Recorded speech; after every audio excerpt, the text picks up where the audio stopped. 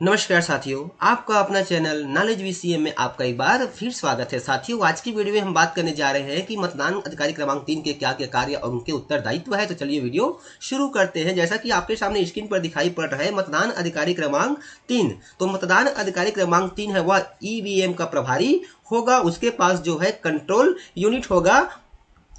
मतदान अधिकारी क्रमांक 2 द्वारा दी गई पर्ची को वह अपने पास सुरक्षित रखेगा। यानी कि मतदान अधिकारी क्रमांक 2 जो है मतदाता पर्ची मतदाता को जारी करेगा और मतदाता जो है उस पर्ची को लेकर के मतदान अधिकारी क्रमांक 3 के पास आएगा। तो मतदान अधिकारी क्रमांक 3 है, मतदाता से वह पर्ची कलेक्ट करेगा। उसके बाद उसकी जो उंगली है उस पर अमिट स्याही का निशान चेक करेगा कि उसकी जो बाएं हाथ की तर्जनी है उस पर अमिट स्याही लगा है कि नहीं लगा है। यदि अमिट स्याही नहीं लगा है उस स्थिति में पुनः उनके हाथ पर अमिट स्याही लगाने के लिए उसको मतदान अधिकारी क्रमांक 2 के पास भेज देना है। तो ये काम मतदान अधिकारी क्रमांक 3 को करना है। अब जैसे ही वह मतदाता से पर्ची ले लेता है तो उस पर्ची को अपने पास सुरक्षित रखेगा, क्योंकि वह जो पर्ची है यहाँ पर देखिए स्पष्ट किया गया कि ध्यान रहे कि ये पर्चियां सील बंद लिफाफे में रखकर परिनियत लिफाफे में रखना है, क्योंकि इसको जमा भी किया जाना है।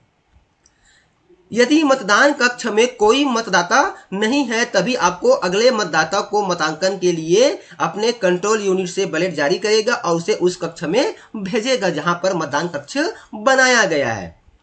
उसे बीप की आवाज से यह ध्यान रखना है कि प्रत्येक मतदाता का अपना मत अंकित कर रहा है। जैसे कि मतदाता जो है मतदान देने के लिए मतदान कक्ष में चला गया है और जैसे ही वह किसी को वोटिंग कर लेता है तो वहां पर से मशीन से एक बीप की आवाज आएगी। तो उस आवाज पर भी मतदान अधिकारी 3 को ध्यान देना है। जब तक कि बीप की आवाज नहीं आती है तब तक स्पष्ट हो चुका है कि मतदाता ने मतदान नहीं किया है। और साथ ही यह भी ध्यान रखना है कि मतदाता अधिक देर तक के मतदान कक्ष में न रुके। देखिए यहाँ पर क्लियर किया गया कि वह यह भी ध्यान रखे कि कोई मतदाता मतदान कक्ष में अनावश्यक रूप से अधिक देर तक न रुके।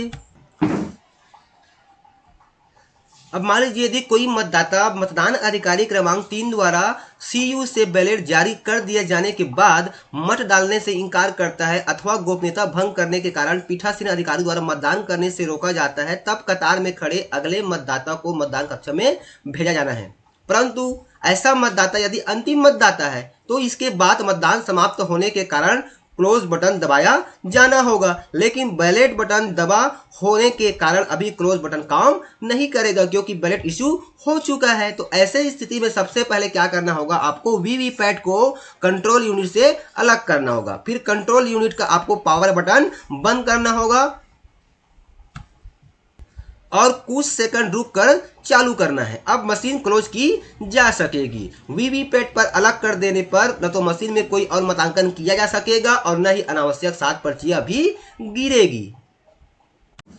तो उम्मीद करता हूँ साथियों वीडियो में बताए गए प्रोसेस के अनुसार से आपको क्लियर हो चुका है कि मतदान अधिकारी क्रमांक 3 को क्या क्या कार्य किया जाना है। तो फिर मिलते हैं साथियों इसी प्रकार की नई जानकारी नए वीडियो के साथ। तब तक के साथ जय जोहार, जय छत्तीसगढ़, जय हिंद।